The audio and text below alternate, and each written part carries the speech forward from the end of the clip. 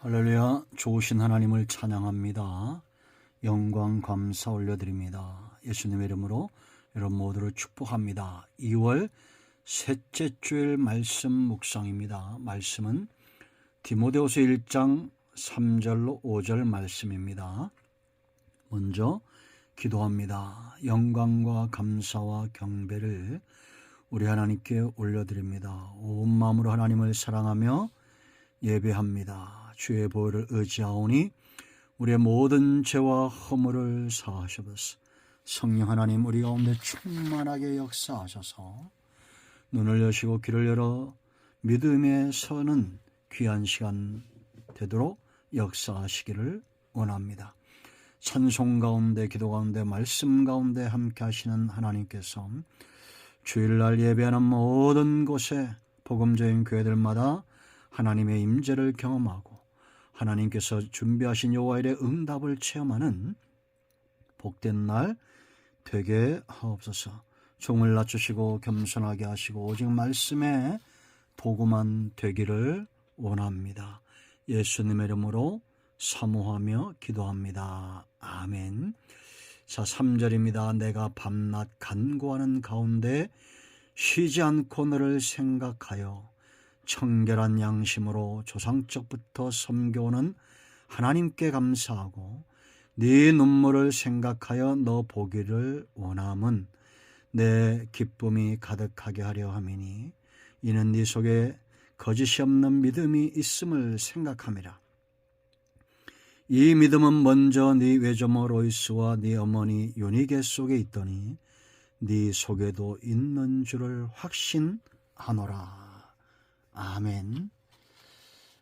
오늘 이 말씀은 우리에게 응답이 되고 회복의 말씀이 될 것을 믿습니다. 자, 여러분, 디모데전서는 교회를 향한 목양에 초점을 두고 있다면 디모데후서는 극히 개인적이다 그랬죠. 디모데 한 사람을 세우는 겁니다. 한 사람이 세워질 때 어떤 놀라운 일들이 일어날까요? 예수님은 12 제자를 세우시고 그 가운데 가룟 유다 외에 11명은 정말 알곡 같은 사람들로 세상을 변화시키는 예수님 닮은 제자 하나의 미랄이 되었습니다. 이것은 교회의 역사요, 구원의 역사요, 하나님의 일하심의 방법입니다.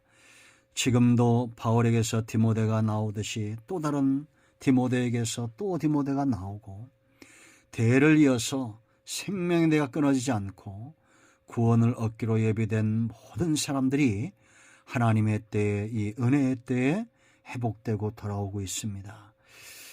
하나님께서 바울을 통해서 디모데를 세우셨듯이 저와 여러분을 세우시기를 원합니다. 우리가 1절과 2절에서 바울의 확신을 보았습니다. 여러분, 우리가 에베소, 빌립보, 골로새, 빌레몬 옥중서신이다 이렇게 말하죠. 바울의 서신은 이렇게 옥중서신과 목회서신, 디모데전후서, 디도서 그 외에 일반 서신으로 이렇게 나누어지는데요. 디모데후서도 2차로 로마 감옥에 갇혔을 때 쓴 목회서신입니다. 억울한 누명을 쓰죠. 로마 시내 화재 사건, 방화 사건을 기독교인들에게 뒤집어 씌우고 결국 이 일 때문에 얼마 안 있어 베드로가 순교하고 바울도 이제 순교를 앞두고 있습니다. 왜 예수 믿는 사람의 세상적으로 보면 예수 믿다 죽는 거 아닙니까? 감옥생활 억울하게 하다가 죽는 거 아닙니까? 그런데도 도대체 어떤 역사가 이들을 신앙 가운데 견고하게 붙들었을까요? 놀라운 것은 바울이 감옥 속에서도 기쁨이 있었고 감사가 있었다는 겁니다. 3절 보세요. 감사하고 그랬습니다. 4절에도 내 기쁨이 가득하게 하렵니다 그랬습니다. 여러분, 바울에게 디모데는 또 디모데에게 바울은 어떤 존재였을까요? 참 고마운 존재 아닙니까? 감옥 속에서도 디모데를 생각하면 하나님께 감사가 나오고 기쁨이 나오는 바울의 사역에 디모데는 그런 존재였습니다. 디모데도 마찬가지죠. 영적인 아버지입니다. 바울은 많은 서신을 남겨서 성도와 교회를 세웠습니다. 지금까지도 바울의 서신을 통한 성령의 역사가 그러하죠. 여러분, 바울이 디모데를 생각할 때 그 모든 어려움 속에서도 기쁨이 되었던 것처럼 생각해 보십시오. 사람이 살면서, 특히나 성도들이 살면서 정말 기쁨이 무엇일까요? 하나님을 영화롭게 하는 데서 오는 기쁨을 맛보는 저와 여러분 되기를 사모합니다. 그런가 하면 영혼들이 세워지고 구원받는 것에 말할 수 없는 기쁨이 체험되기를 사모하며 축원드립니다.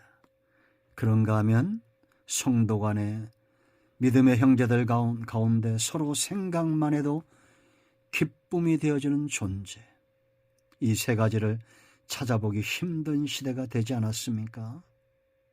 그러나 성경은 이런 사람들의 기록이 믿음의 사람들로 나타나고 있습니다. 우리는 누군가 생각하면 기쁨이 되고 감사하는 사람이 되어야 됩니다. 지긋지긋하고 생각만 해도 끔찍하고 어쩌다 내 인생이 이렇게 꼬였냐? 그런 존재가 되면 얼마나 불행한 겁니까? 내가 먼저 그런 존재가 되어줘야 됩니다. 내가 누군가에게 큰 기쁨이 되고 누군가의 큰 감사에 나만 생각하면 사람들이 하나님께 감사하는 그런 존재. 바울에게 디모데는 바로 그런 존재였다라는 겁니다. 그러면 왜 바울이 디모데만 생각하면 기뻤을까요?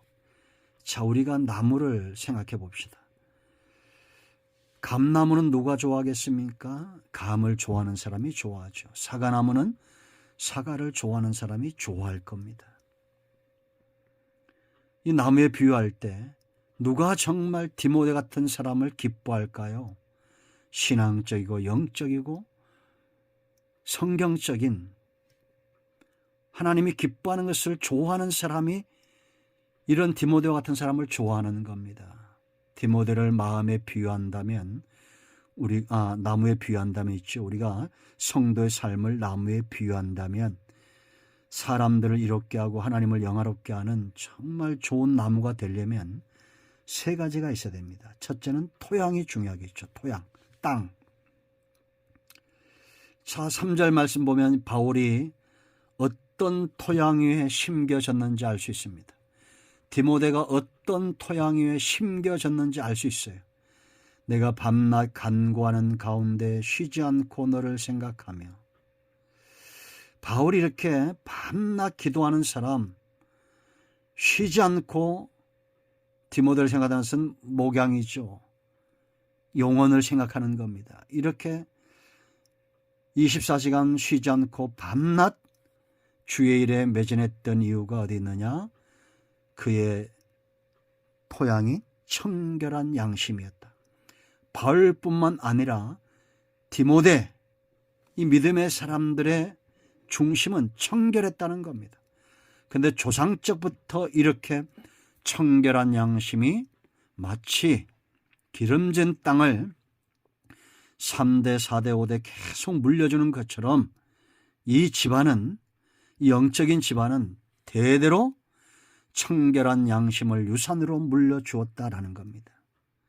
여러분, 부모가 돼서 자녀에게 청결한 삶과 그 양심을 물려주는 것이 얼마나 중요합니까? 가인 보세요, 여러분. 그는 동생을 죽였지만 그의 후손들은 살인을 하고 라멕 같은 사람들 노래를 하죠. 사람을 상하게 하고 사람을 죽이고 노래하는 자가 됩니다. 끔찍하지 않습니까? 아브라함에게서 이삭이 나오는 겁니다. 청결한 양심의 신앙을 물려줘야 됩니다. 예수님이 세상에 오심은 초림, 이미 심판이 시작되었다는 겁니다. 노아의 때와 같을 것이다.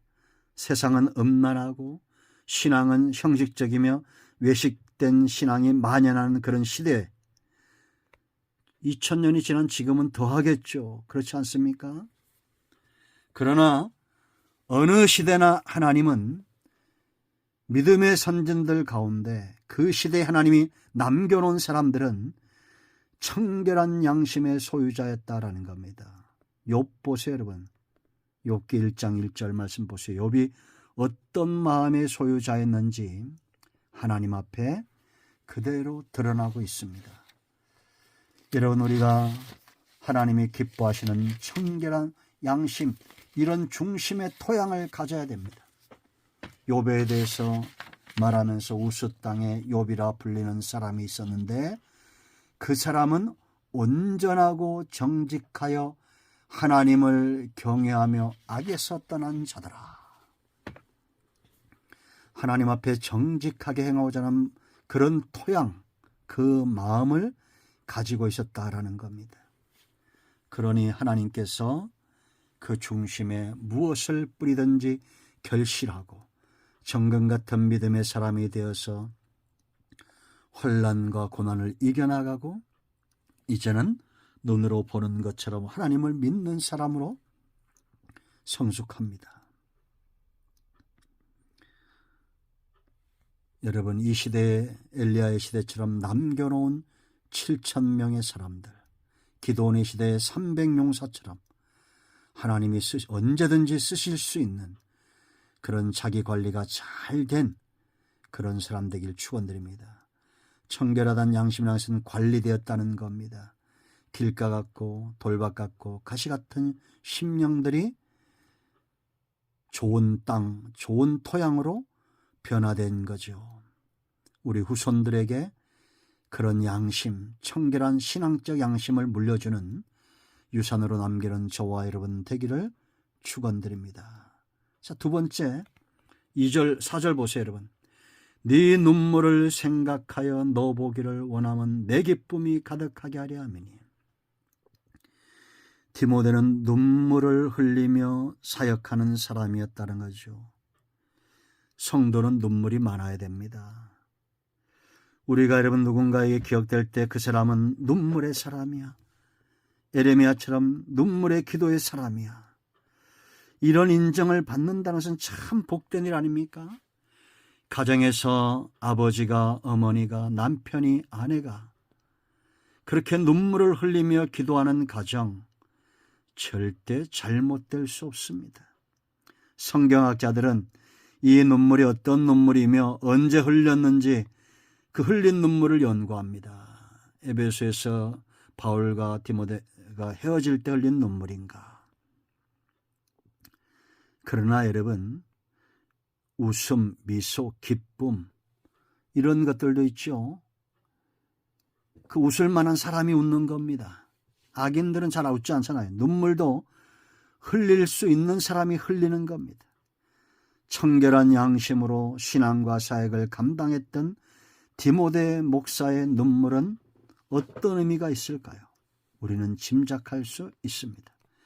그런 눈물로 기도했고 눈물로 사역했던 주님 닮은 사람이었다라는 겁니다. 여러분, 요한복음 11장 35절에 나사로의 무덤가에서 주님이 눈물을 흘리시죠. 왜 흘렸을까요? 나사로가 불쌍해서요? 주변에 믿지 않는 사람들의 강팍한 마음, 그들로 인하여 눈물을 흘리는 겁니다. 그리고 나사로가 살아남으로 어떤 역사들이 나타날 것이 다 아신 거예요. 주님은 믿는 자가 있었고 오히려 예수님을 그날 이후로 죽이려고 하는 자들이 있었습니다. 기가 막히지 않습니까? 이단에 빠진 사람들 보세요. 우상숭배자들 보세요. 절대 거기서 벗어나질 못합니다. 복음적인 말씀, 복음적인 교회, 복음적인 성도들을 만나는 것이 축복인 시대가 되었습니다. 여러분, 왜 눈물을 흘리십니까? 디모데가 자기의 질병 때문에 울었을까요? 자기 개인적인 문제 때문에 울었을까요? 이 시대는 어려움이 많은 시대입니다. 성도들이 박해를 당하는 시대입니다. 교회가 세워지고 성도들이 신앙생활을 영위하기가 참 쉽지 않은 시대입니다. 사도들이 순교를 당하고 예수 믿는 것 때문에 채찍질을 당하고 죽임을 당하는 그런 시대입니다. 그럴 때에도 그 고난 때문에 눈물을 흘린 것이 아니라 주님 때문에 많은 영혼들이 돌아오도록 눈물의 기도가 필요한 시대입니다. 여러분, 우리는 무엇을 위해서 울어야 되겠습니까? 이 시대가 신랑 되신 주님을 빼앗긴 것 때문에 울어야 됩니다. 하나님이 기뻐하시는 눈물의 사역을 감당하는 저와 여러분이 되어야 될 줄로 믿습니다. 그래서 예레미야처럼 구약의 선자들처럼 말할 수 없는 탄식과 통곡으로 성령의 역사하심을 따라 눈물로 기도하고 눈물로 사명을 감당하는 저와 여러분이 되어야 될 줄로 믿습니다. 여러분, 저는 요즘 제가 회개하는 것이 과연 옛날만큼 그렇게 기도하고 눈물을 쏟는가 하는 겁니다. 참 좋은 집에 살고 좋은 차를 타고 좋은 음식을 먹는 그런 시대가 어떻게 보면 우리에게 축복이 아닌 것처럼 되어지는 시대가 되고 말았습니다. 하나님을 멀리하고 세상을 가까이하고 온통 세상 문화와 우상의 음란한 세대가 되어져 가고 있습니다. 눈물을 흘리며 씨를 뿌리는 자들을 찾아보기 힘든 시대가 되었습니다. 애통하십시오. 눈물을 흘리십시오. 그런 자들이 복이 있습니다. 위로를 받게 될 것입니다. 자, 세 번째 5절 한 번 더 읽습니다. 이는 네 속에 거짓이 없는 믿음이 있음을 생각함이라. 이 믿음은 먼저 네 외조모 로이스와 네 어머니 유니게 속에 있더니 네 속에도 있는 줄을 확신하노라. 세상에 있죠, 가장 분명하고 확실한 증거를 하나 들라면 그건 바로 믿음입니다. 믿는 사람과 믿지 못하는 사람은 삶이 정반대입니다. 이만큼 뚜렷한 증거가 없어요. 우리가 후손들에게, 아들들에게, 딸들에게, 또 손주와 손녀들에게 거짓 없는 믿음을 유산으로 물려줘야 됩니다. 교회 다니는데 부모가 그 믿음이 거짓된 것 같습니다. 자녀들이 과연 생명의 대를 이어가겠습니까? 믿음은 역사를 이룹니다. 외조모 로이스와 어머니 유니게 속에 있던 이 믿음이 결국은 디모데에게도 있는 거예요. 생각만 해도, 이 집안을 생각만 해도 바울은 감사가 있었고 기쁨이 있었다라는 겁니다. 성도는 삶 가운데 믿음으로 산 증거를 많이 가져야 후손들이 또한 그 믿음을 흠모하게 되어 있는 겁니다. 여러분, 사업도 우리나라도 이제 참 삶이 어려워지니까 가업을 잇는 데가 많아지죠. 돈 되는 건 참 다 잘하는 것 같습니다. 부모가 사업을 잘해서 돈이 많으면 그걸 다 하려고 하죠. 그런데 돈 되지 않고 희생을 많이 해야 되고 하는 것들은 참 가업으로 이렇게 물려받으려고 하지 않는 것 같습니다. 믿음으로 산 역사, 믿음의 산 증인들이 되십시오. 그래서 이제는 1대, 2대, 3대, 4대 내려가면서 믿음의 증거를 갖는 가정이 되어야 됩니다. 이것보다 큰 유산이 어디 있겠어요? 여러분, 디모데가 그 생애를 감당하고 사역을 감당하면서 믿음을 유산으로 받은 것만큼 큰 힘이 없었을 겁니다. 돈은 물려지면 화근이 되지만 믿음으로 물려주면 역사를 이룹니다. 믿음 있는 자를 찾아보기 힘든 시대가 올 것이다. 누가복음 18장 8절에 주님이 그렇게 말씀하고 있습니다. 그러나 이런 시대에도 히브리서 여러분 11장 23절 보세요. 모세 같은 사람이 그냥 나오지 않습니다. 모세의 부모가 영적인 안목이 있는 사람이었어요. 믿음의 사람이었습니다. 23절 말씀 보면 믿음으로 모세가 낳았을 때 그 부모가 아름다운 아이임을 보았다. 이거는 하나님의 특별한 계획이 있는 아이임을 봤다는 겁니다. 석 달 동안 숨겨 최선을 다해서 부모 역할을 했다는 거예요. 이게 중요한 거예요. 분별력이 없으면 아름다운 아이임을 보지 못하는 눈, 영적으로 소경이 되면 석 달 동안 숨기는 이 사역을 못합니다. 지금도 마찬가지입니다. 부모가 영적으로 눈이 열려졌으면 보이는 만큼 최선을 다해서 일하게 되어 있어요.